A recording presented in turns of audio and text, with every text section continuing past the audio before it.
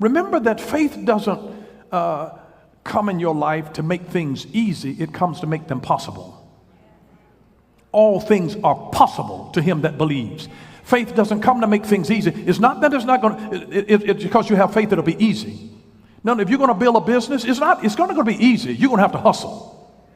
And let me tell you, you got to you got to be hungry to hustle. You got to want something to hustle.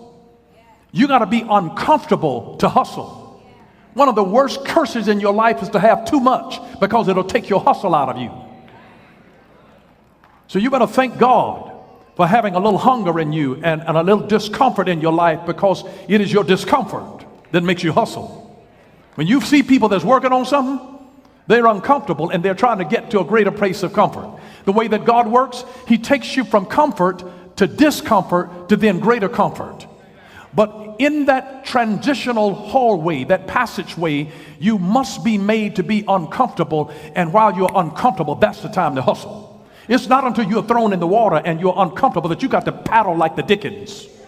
You got to paddle. I mean, you got to paddle because you're thrown out into a situation, and you got to hustle because you're trying to survive.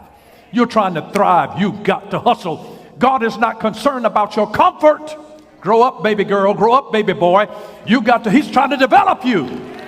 He's saying, listen, I want to bring some development into your life. I want to bring strength into your life. And remember, when you fall over into the water and you're paddling like the Dickens, sometimes you get overwhelmed and it seems to take you under.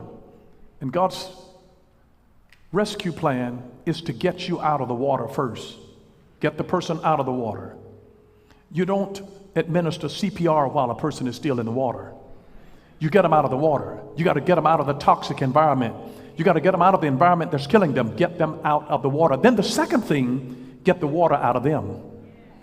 See, sometimes God will bring you out of the toxic environment. It was one thing to bring the children of Israel out of Egypt. It was another thing to get Egypt out of the people.